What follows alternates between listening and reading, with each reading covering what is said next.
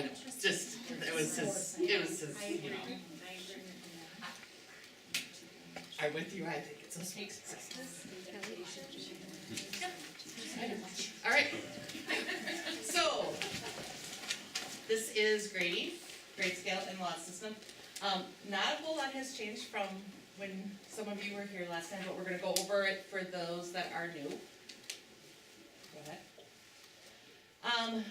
We at Shelton have decided to go with a 3-tiered approach. 3 being meeting expectations, 2 meaning approaching, and 1 attempting expectations.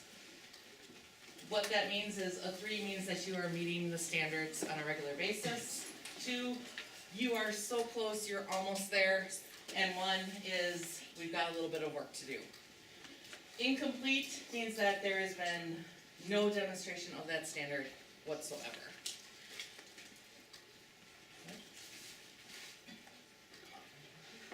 So we do have a scale for the conversion from standards grade to a GPA. So if you have a 3.0, the exceeding I'm going to talk about in just a second, but if you have a 3 on a standard in a class that is grading standards, that converts to a 4.0. 2.9 will convert to a 3.67. Essentially, you're going down by 0.33. 2.8 is a 3.33. 2.7 is a 3.0.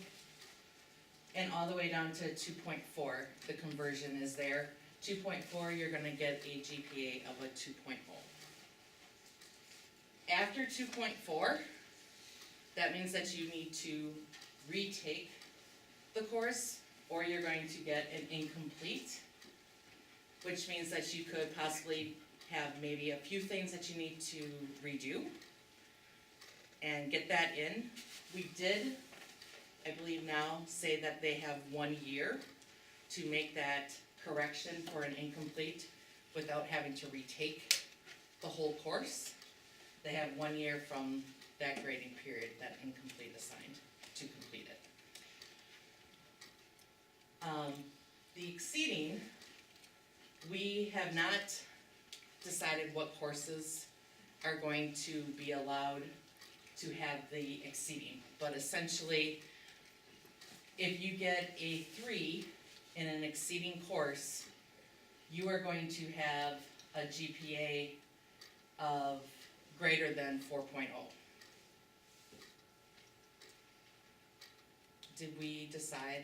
I don't believe we've decided what that increase is yet. Okay?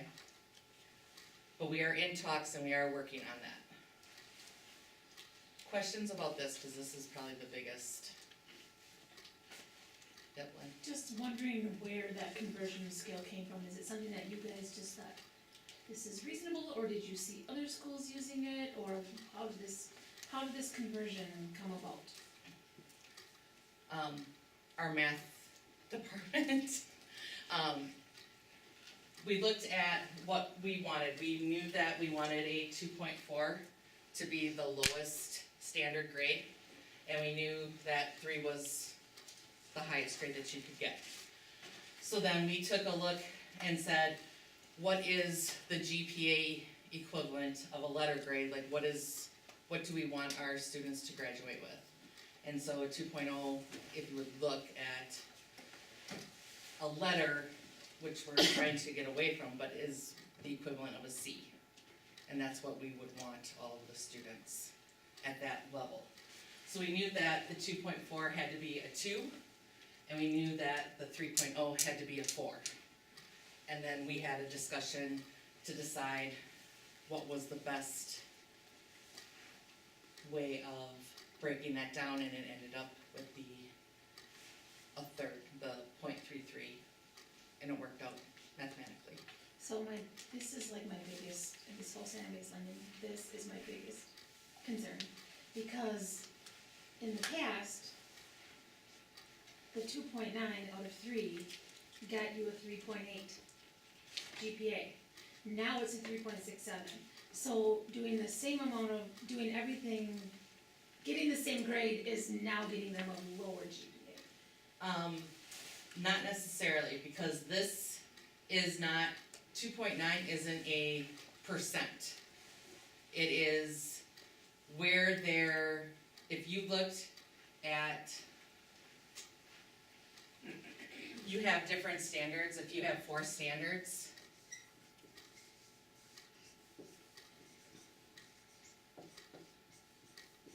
And they had a 3 here, a 2 here, and a 3, and a 3, okay?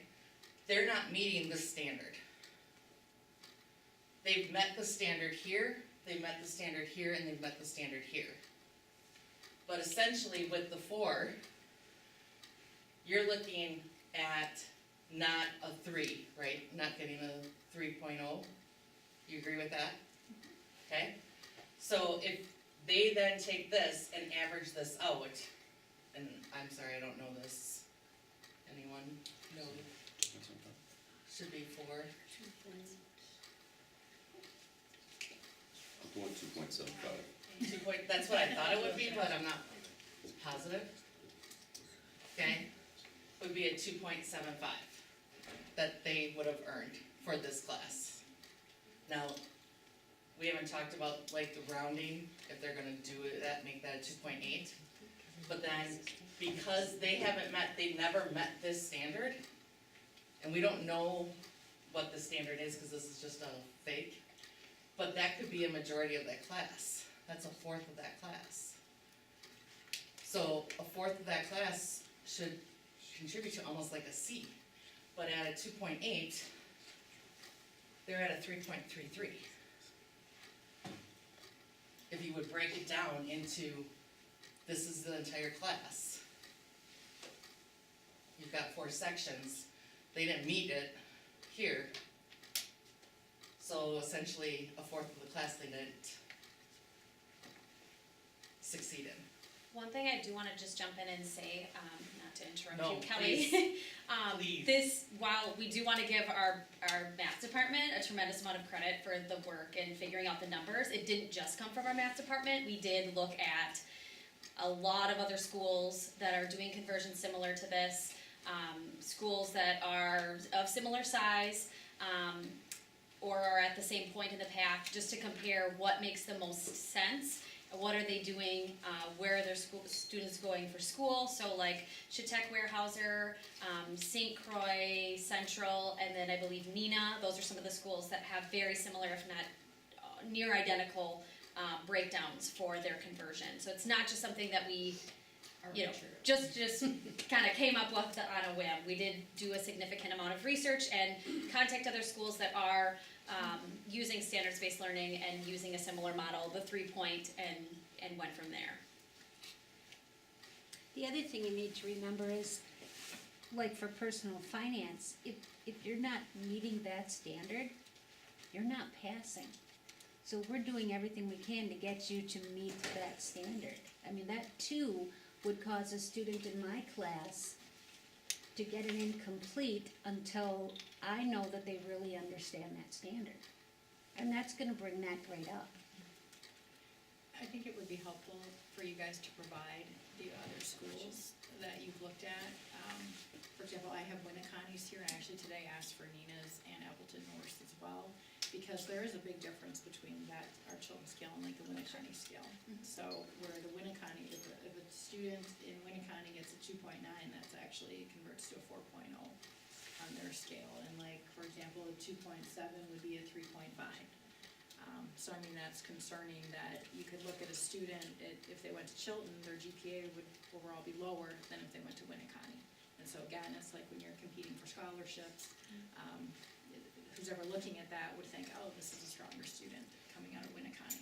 So I would like to still leave this grading scale as a topic open for discussion and input and reevaluation. Like I said, I think it'd be helpful to see these other schools you've referenced, so we as parents can look at it and go, okay, that seems fair to me, because right now with what I've seen, and like I do the straight math conversion, it doesn't match up. So you guys, I'm sure, have done the straight math conversion where, you know, I do the math conversion and a 2.9 on a 4.0 scale should be a 3.866, and it's not. So like, that's where I think a lot of our concern is Sure. coming from. Correct me if I'm wrong, the school profile though, this is explained on there. So that goes back to the IHE panel and how they said, when we're looking collectively at a group of Chilton students, we're looking at our school profile and what does our GPA mean and how that is converted from the standard scores. So they too, I mean, it's on us to educate them with a detailed school profile, which they have, came up with a very good one.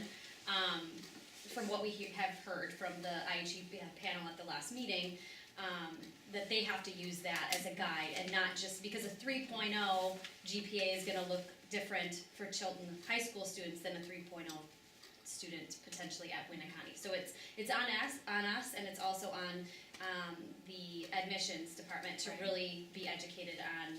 Right. And it's not just Their- admissions, it's like just other scholarships that Sure. isn't at all involved with an admissions process. So I mean, there's that piece of it as well. Yeah. That I'm thinking about. The so. piece with scholarships as well, on many scholarships, students are not just saying, here's my GPA.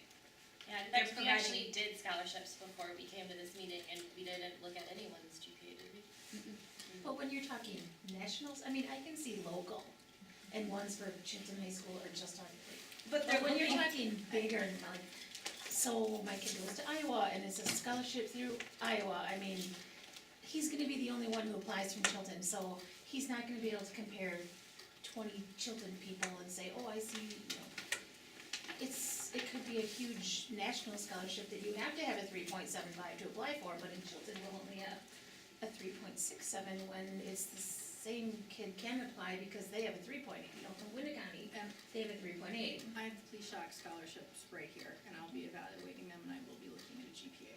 And I'm, Right, and so, everything is different for each scholarship, requirement. The scholarships that we looked at, they had to have at least a 3.0 GPA. So if they had below a 3.0 GPA, then we didn't look at them. But when it came down to the criteria of the scholarships that we were looking at, we didn't focus solely on the GPA. We focused on, GPA was part of it, but there were other factors that we were putting into consideration for giving them the scholarship.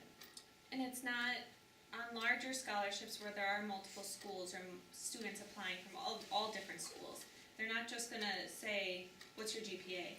They want that supporting documentation too, they want to see the transcript, and then it kind of falls back to the IHE panel where they're gonna look at the other classes that they've taken. They'll look at, how are we figuring our GPA, because some students will show up with a 5.0 GPA. And our students, even on the current traditional scale that we're on right now, the max they could have is a 4.0. They look at that too because they know that the schools are different. I still think that like with different scholarships that I've been involved with in selecting, we're 35 and older, okay? And we're old school, and when a GPA would come across as a 3.6, I'm thinking on a, this is on a 4.0 scale. People out in the world are not as educated as you guys are, and admissions offices are, about standard-based learning. So, I mean, there's a gap there, and so just wanna make sure that our kids aren't disadvantaged when competing for scholarships against kids who are still in a traditional grading school. So that is just something I think we need to be cognizant of, and think really hard and take another look at this, and like I said, show us other schools that you guys have looked at. What does that scale look like? Here's Winnicotts, and they look better, their student would look better than our student on their scale. That's all I ask, is let's just keep looking at that a little bit more and give us what you've seen. I will say, like, from your example of Iowa, if they were going there, most likely that's at the school, like a scholarship through their own school. They would then have access to the profile and know that that is the case, if he's already been accepted. Cause that's usually after the exception, they look at those scholarships for those. I just know that I was poor one day and I was just looking at a bazillion scholarships and I was writing down ones that I was really good for. And I came across several that it was like straight, you have to have a 3.75 to even apply for this. Where our kids aren't gonna have that when they really are at like a 93% and they're only getting a 3.6, that just doesn't match. And he would be, I don't know that he really would apply for them, but I'm just looking out for like overall, like our kids wouldn't be able to apply for those because our GPA is now gonna be lower. And that's a hard for me. So I agree that just spend more time and just make sure that's really what. It's kind of weird and disturbing for different school districts to be able to interpret the standard differently when it comes to converting into a GPA. Because if the Money County student, just using her example, and the Chilton student are performing exactly the same when we look at strictly the standard, and for the GPA to convert differently is very disturbing. I don't know about it being the same standards, cause we choose what our standards are, so I'm not positive how that would look, but it could be. There's state standards as well, and. Well, right, but the standards that are assessed though are, we're covering what the state standards are, but that doesn't necessarily mean that's how it's assessed, so. Any other questions about the GPA? Right, Sarah? Okay, to attain credit, students do need to receive a score of 2.4 or higher per standard, to receive credit for a class. Students cannot have any incompletes or ones in any of the standard scores to receive credit. So 2s are acceptable when you're looking at the standard, but overall in that standard, they have to have a 2.4 or above. Otherwise, they're gonna end up with an incomplete for the grade. Yes. So how is this, what you had up there before, then that 2 would be accepted and it would average out to higher, so you'd be okay at, but No, cause it was for the standard, and that was my fault, and I think that's why, Brittany came in and corrected me. So that's what happens when you go off the cuff. They have multiple attempts at a standard. So like in my class, the last 5 attempts, I mean, maybe the first couple assignments, they're really trying to learn about that standard. And as we get farther into the topic, they're getting the better scores. So we're taking the last 3 or 5 that they've attempted and averaging those to get that. So they might have gotten a 1 and then a 2, and all of a sudden, wow, they're getting it. A 2.7, a 2.8, a 2.9. If I'm taking the last 3, they've got a 2.8 on that standard.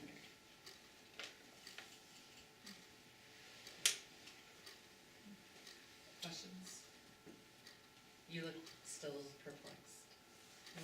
that's, okay. You get there, that's all right. Okay.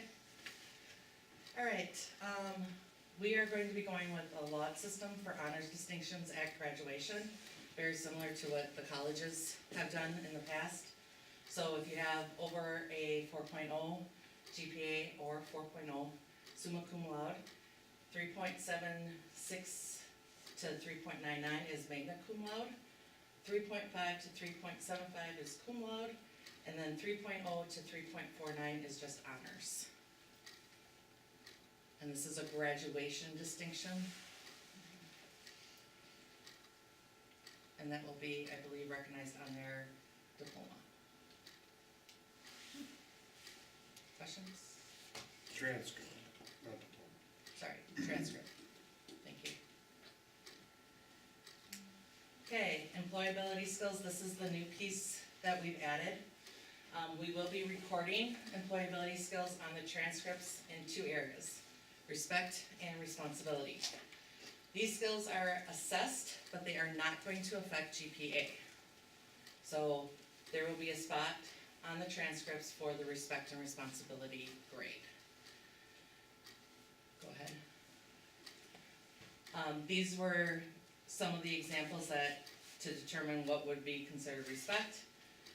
Demonstrate respect for self, others, in school. Demonstrate a positive attitude. Follows classroom expectations. Responsibility would be listens to and follows directions. Demonstrates timeliness. Comes to class prepared. Actively participates in activities. And summative accountability. And the summative accountability, I'm gonna give that over to Ms. Keskinen. I'll speak to summative accountability. So, We were asked to give a differentiator for the students who are consistently demonstrating on their first attempt on an assessment, versus those who are needing to reassess over and over again. And that's why we included this new performance indicator to give the staff the ability to show the students and the parents and the IHEs that the student is able to do it on the first try versus needing multiple attempts. So that's kind of where summative accountability comes in, but it can be interpreted in different ways, depending upon how the teacher sees fit within their own individual course. But it gives that teacher the ability, another performance indicator underneath that standard, specifically for the student who's doing it the first time, is being prepared, is ready to go. Great. So on the transcript, would we explain what does summative accountability mean? Because I think a lot of people would look at that and go, what does that mean? I don't believe that this is actually going to be on the transcript. You're gonna see respect and a score. You're gonna see responsibility and a score. This possibly, and I don't know for sure, but could possibly be part of the profile. But that has not been decided. So we wanted to keep it the same, like 3, 2, 1. However, we do have the different consistently, occasionally, and rarely for those. So the scale is still a 3, 2, 1, but instead of meaning meets, approaching and attempting, it's consistently, occasionally, and rarely for the skills. Any questions about the employability skills piece? Okay. Rick Wormelli is a great resource that you can take a look at, more information on standards-based grading. And then the last slide is just questions, but we can leave this one up if you guys need to take that link and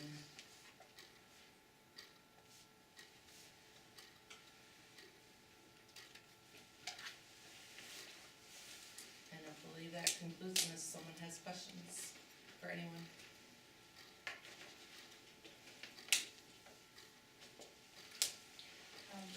Question is, when will the next meeting be? And I'm sure you haven't, if I ask the question, you're like, we don't know yet, but what would the topics in that meeting be? Well, we'll take your surveys and then any feedback that we get, in the email, or call to Mr. Brightwell. And then we'll determine the topics from what the parents request or what they inquire about.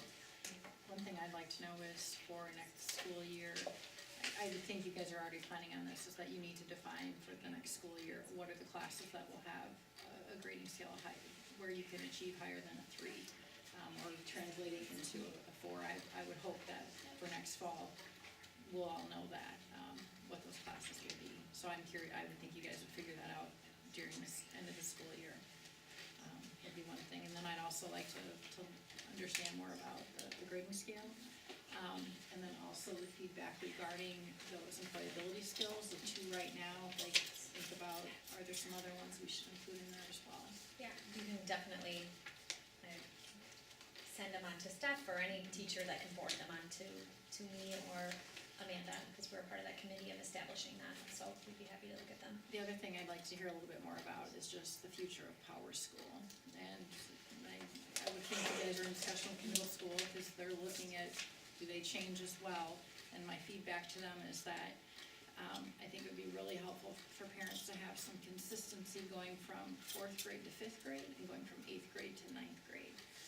From a grade reporting, and it, financially makes sense for the district to not be having 2 different, so I would hope within 6 months you guys figure that one out as well. Because right now we're like, for example, in science, we have a spreadsheet that we can't see as parents unless we look through our students' accounts. You should be able to see that file. I can't see it on Power School. On Power School, there should be a link in the lower right-hand corner that you can click on to open it. Okay. I was actually gonna pull one of those up to help better explain what you, I think we're struggling with understanding in terms of needing to have an overall score of a 2.4, but having twos as well. Like, I can pull up what it looks like, and, sorry, am I interpreting that right, that was just a little confusing? Yes. Okay, thank you. She had like a, thank you guys so much for coming. Nice seeing you, girl. Black out my screen, because I don't wanna pull up all these student scores. While they're doing Stephanie that, told me at parent-teacher conference, I could not see it. She have their Okay, then I should, Does she have their remote to just black this out, because there's gonna be a lot of student. Know the names to show, for instance. just so I have it right in my head, the grade scale and how the conversion scale worked. You're wanting to know which classes, are above, are for exceeding expectations. It's right here. And then you wanna do, have some information about Oh, policy, perfect, okay. and the consistency between middle and high it's school. just, I really hope we get just some consistency, because I know you guys are frustrated with Power School, More than you could as possibly teachers. imagine. So it really becomes, and it frustrates us too, like, Yep, so it's just really figuring that out just district-wise. yep, What that, agreed, what agreed. that looks like, And it will be important to have consistency. yeah. At what point will you make the decision as a district to say, we're doing a 3.0, we're doing a 4.0? It's frozen right now. So the 3-point scale has been set. It is a 3-point scale. The reason that you have some inconsistency in terms of 3-point versus 4-point this year is because we couldn't tell students day one, we're on a 4-point scale, and then go back on them midway throughout the year. So we had to carry that through because we're in pilot. But everybody next year will be on a 3.0 scale. Now, figuring out the conversion, one that our parents can buy into, certainly that's an open conversation. I think you make a valid point regarding scholarships. I don't, my perspective is, and it always has been, there's a myriad of scales out there, and no two schools are similar. So it really is determining what's best for our kids. So that's my perspective on that. You raise valid points. Did I capture what you wanted more information on? A lot of it, I have lots of other things, I'll send them to you. Okay, So you've got sure. more, there's the email, I haven't sent anything to the email box yet, I wasn't sure who like monitors that and how. We all- regularly. It's a group effort. So, yeah, I just have other things, just, a lot of them were covered, but there's just a couple other ones. Well, I appreciate all the feedback, certainly, cause, the constructivity of it all, is important for us, and so, Working on my computer. we need to make sure that we can articulate it well to everybody, not just the 5 or 6 that continue to attend. So, but yeah. Well, we'll get it right for everybody else, that's how they should thank us. Well, I do. I'm almost ready. Sorry, just trying to hide student names. Yeah, and the thing about like with Power School is just the consistency for the kids, like Rachel's been just really frustrated with like, it's different in every class, it's just having that consistency, and I think that's been some of the feedback at the middle school as well, it's just let's be consistent across the classrooms, and I think the 6th grade teachers, and maybe Zach, you can speak to that, I feel pretty consistent, my experience this year, so I think they've done a nice job really working together to make sure they're consistent and that they look consistent in Power School as well. Agreed.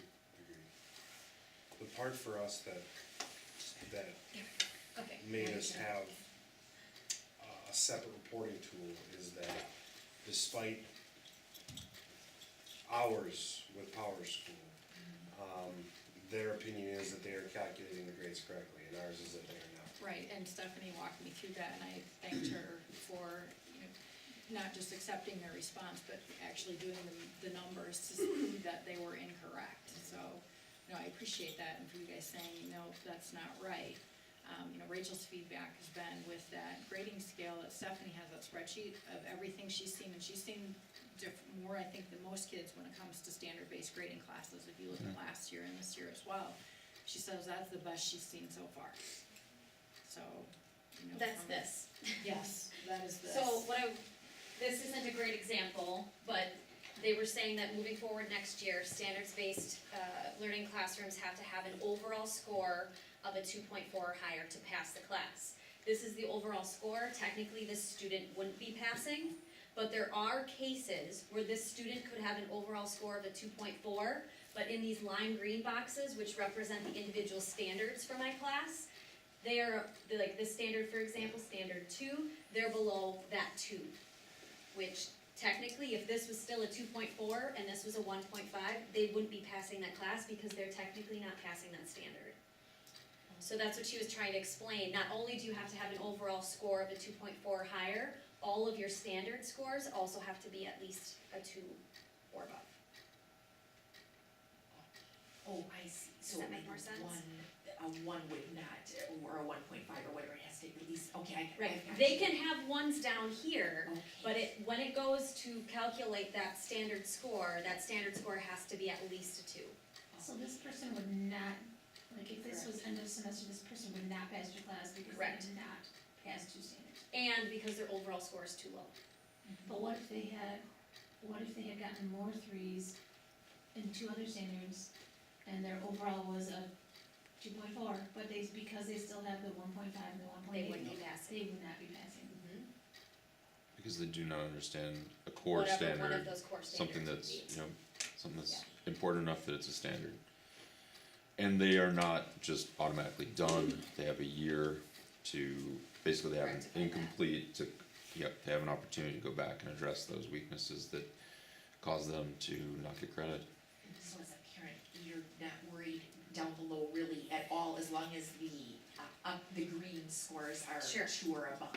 Depending upon the parent, but yeah, in terms of passing, yeah. Yeah. Okay, yeah, I mean, like, as far as you have to go in and make sure that they're, as long as they're pulling the standard. Yeah. What is the light blue? So, each, Standard score. yeah, each class has what we call parent standards, okay? Parent standard 1 is modeling.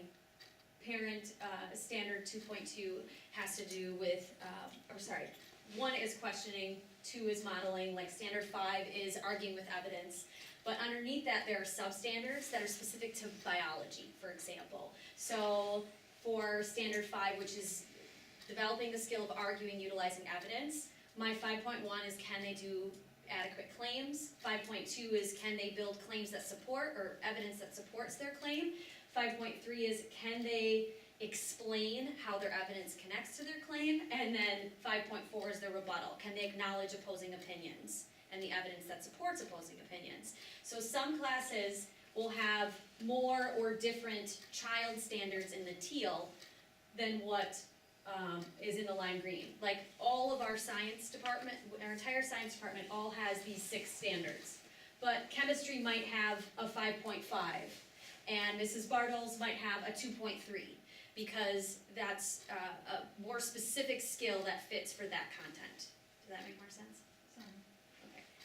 What we did, and I don't have it here with me, but what we did at the start of the semester, and I think going back to some of your concerns about, being aware right away how your student is going to be assessed and how the grade is calculated or scored and all of that. We made screenshots of what a hypothetical student would look like and explained what each box meant and how it's calculated and sent that out at the start of the semester because we didn't have this all finalized at that point, at the beginning of the year even. We couldn't give that out, but I think our hope is for every teacher, once they get to this point, they can give something out that's informative, that. My daughter in 9th grade really liked how Stephanie explained that at the beginning Oh, of the good. semester. She thought that came home and was like, this makes sense to me, I know what's expected of me. Good. So, yeah, that's good.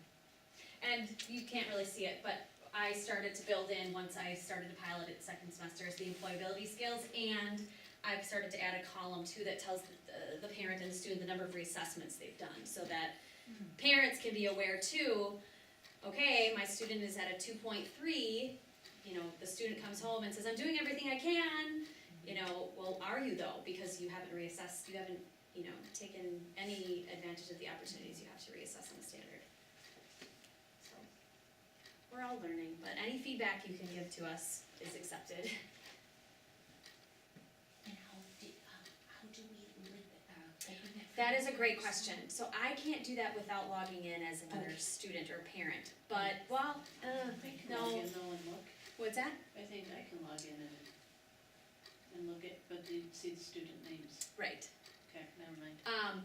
And this is only in your science classes, I believe, the spreadsheet. I think. There are some others. Some others, Others using yeah. it as well? Yes. Okay. But when you first log in, and I don't have a student that goes here to know what it actually looks like, but from when the student opens it up, in the lower right-hand corner, there's a white comment box, and it has a hyperlink that you can just click, and then it'll take you straight to your student's sheet. But it's in the lower right-hand corner. I don't know what else is really around it, but That's right, I